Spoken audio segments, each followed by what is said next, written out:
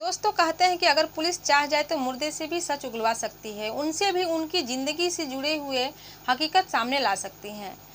लेकिन उत्तर प्रदेश के बदायूं जिले में जो दो मासूम की हत्या कर दी जाती है और हत्यारों को पकड़कर पुलिस के हवाले कर दिए जाते हैं और वो वहां से भाग जाता है। इसके बाद जो भागता है तो मुठभेड़ हो जाता है और मुठभेड़ में वो हत्यारा मारा जाता है जिसका नाम रहता है साजिद। लेकिन सच क्या है, पुलिस आज तक नहीं उगलवा पाई है और सच को सामने नहीं ला पाई है।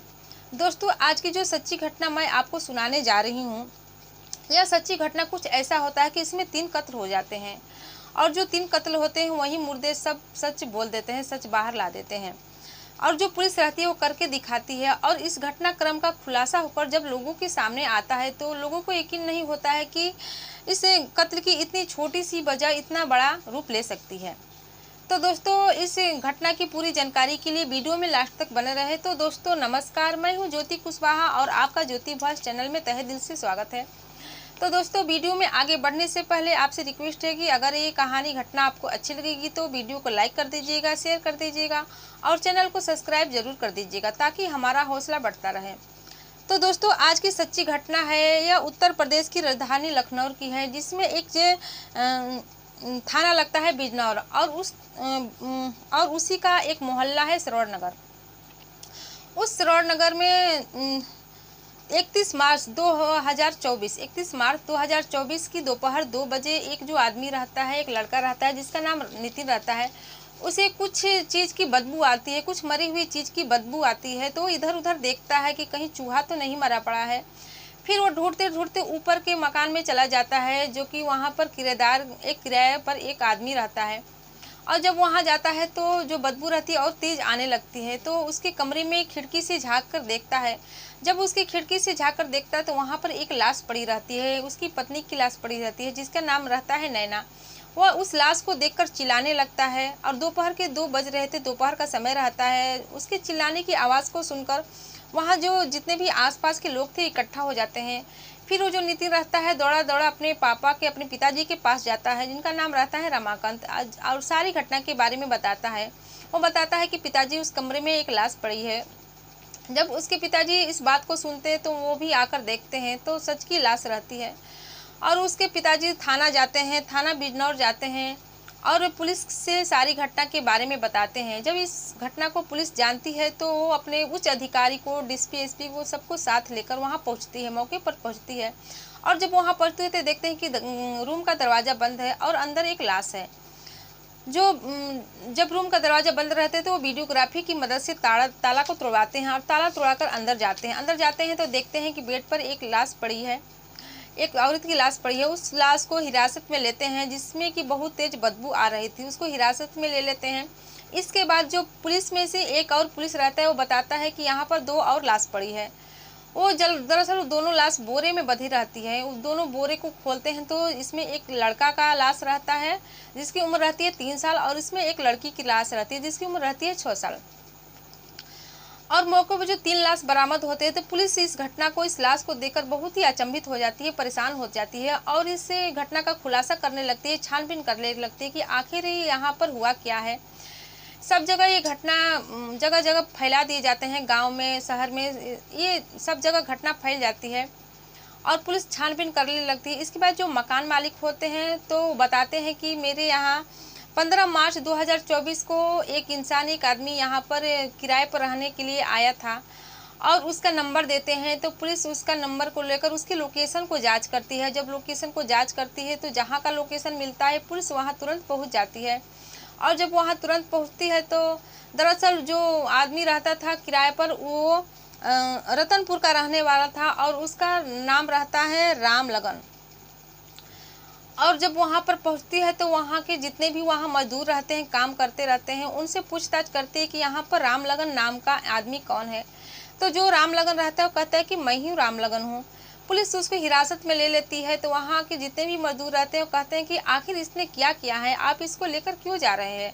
तो पुलिस वाले बताते हैं कि ये अपनी बीवी और 2 बच्चों का कत्ल कर दिया है। तो उन लोगों को यकीन नहीं होता है, वो कहते हैं कि ऐसा नहीं हो सकता, ये बहुत ही अच्छा इंसान है, ये तो सुबह अपने टाइम से काम पर आता है और शाम को काम करके अपने घर चला जाता है। लेकिन पुलिस को उनकी बात पर विश्वास नहीं होता है और उसको हिरासत में लेकर आते हैं। जब लेकर थाना आते हैं तो कड़ी से पूछताछ करने लगते हैं। पहले तो कुछ बताने को तैयार नहीं होता है, लेकिन जब पुलिस अपने तरीके से जांच पड़ताल करती है तो टूट जाता है और बताने लगता है और कहने लगता है कि हाँ, मैंने ही अपनी बीवी नैना और दोनों बच्चों का कत्ल किया था।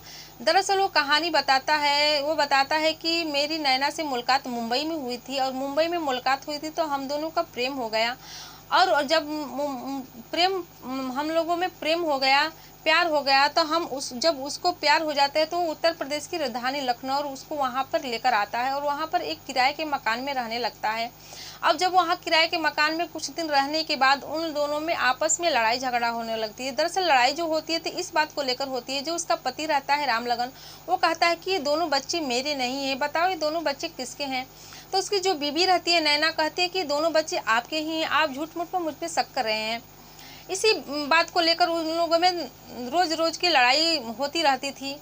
फिर वहाँ से कुछ दिन वहाँ पर रहने के बाद वो बिजनौर थाना क्षेत्र के सरोवर नगर में आकर वहाँ पर किराए के मकान में रहने लगता है। वहाँ पर कुछ दिन रहने के बाद एक दिन वो शराब पीकर, जब मजदूरी करके आता है तो शराब पीकर आता है और वहाँ पर उस दिन आता है तो अपनी बीवी से किसी बात को लेकर बहस करने लगता है, लड़ाई करने लगता है और उसी लड़ाई में उनसे पूछने लगता है कि ये दोनों बच्चे मेरे नहीं है, बताओ ये दोनों बच्चे किसके हैं। ना इसकी शक्ल सूरत मुझसे मिलती है, ना ही इसके हाव भाव मिलते हैं। तो उसकी बीवी गुस्सा हो जाती है और उसको बोलने लगती है, लड़ाई करने लगती है, कहती कि दोनों बच्चे आपके ही हैं और किसी के नहीं हैं।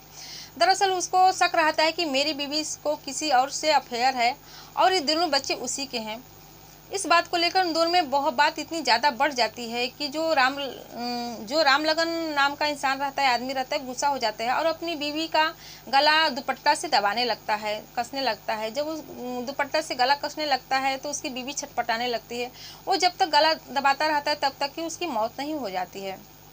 ऐसे करते करते अपनी बीवी को मौत के घाट उतार देता है और उसके ऊपर जो जुनून तैयार रहता है, हवयानियत तैयार रहती है।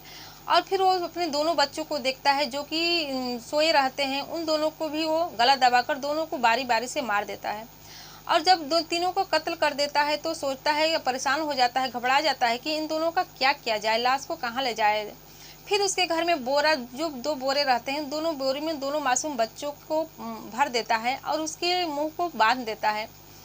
और इसके बाद वो सोचने लगता है कि कैसे इस लाश को बाहर ले जाए। वो बाहर लेकर निकलता है तो देखता है कि बाहर के दरवाजे पर जो बाहर मकान मालिक है रमाकांत, तो वो कुछ काम कर रहे थे। उनको देखकर फिर वो बाहर नहीं निकलता है। ऐसे ही करके कई बार बाहर निकलता है, लेकिन देखता है कि जो रमाकांत है वो बाहर कुछ काम करते दिखाई देते हैं। उसको ऐसा शक होता है कि जो ये मकान मालिक है उसको शक हो गया है कि मैंने अपनी बीवी बच्चों को मार दिया है, लेकिन रमाकांत को तो कुछ भी पता नहीं रहता है। फिर उस शाम को खाना बनाता है, खाता है और फिर सुबह अपने काम पर चला जाता है। जब वो काम पर से लौटता है तो शाम को सोचता है कि लाश को कहीं ठिकाने लगा जाए। फिर उसको लाश को लेकर बाहर निकलता है, लेकिन जब निकलता है तो कोई ना कोई बाहर उसको दिखाई दे जाता है, जिससे कि वो बाहर नहीं निकल पाता है और वो असमर्थ, लाश को ले जाने में असमर्थ हो जाता है, परेशान हो जाता है कि कैसे लेके जाए, लेकिन वो नहीं ले जा पाता है। फिर उसके शाम को फिर वो खाना बनाता है, खाता है, फिर सुबह अपने काम पर चला जाता है। ऐसे करते 2-3 दिन हो जाते हैं, लाश में से बदबू आने लगती है। जब तो ये सारी घटना बता देता है पुलिस वाले को, तो पुलिस इस घटना को सुनकर बहुत ही अचंभित हो जाती है और उसको हिरासत में ले लेती है। हिरासत में लेकर उसको और बताती है कि इसको कम ही समय में कड़ी से कड़ी सज़ा देने का फैसला करती है। तो दोस्तों, आप लोग को ये कहानी घटना सुनाकर दुखी करना या परेशान करना नहीं था, बल्कि सचेत करना था कि आप भी जागरूक हो जाइए, सचेत हो जाइए। उस राम रतन की तरह नहीं। अगर उसको शक था तो अपनी बीवी बच्चों को मारने से पहले वो अपना डीएनए टेस्ट कराता, उससे साफ जाहिर हो जाता कि बच्चे उसके हैं या किसी और के। लेकिन उसने जो फैसला किया, उसने जो कदम उठाया, बहुत ही गलत कदम उठाया और उसका अंजाम ही बहुत बुरा हुआ। तो दोस्तों, आपकी इस घटना और जो दोनों बच्चों थे उसका, जो दोनों मासूम बच्चों की मौत हुई, उसका इस घटना से कोई लेन देन नहीं था। दोनों और बच्चों की मासूम मौत हो जाती है, दर्दनाक मौत हो जाती है। तो दोस्तों, इस घटना से आपकी क्या राय है, इस कमेंट बॉक्स में, कमेंट सेक्शन में ज़रूर बताइएगा। और फिर मिलते हैं अगले दिन नई घटना के साथ, नई वीडियो के साथ। तब तक के लिए जय हिंद, जय भारत।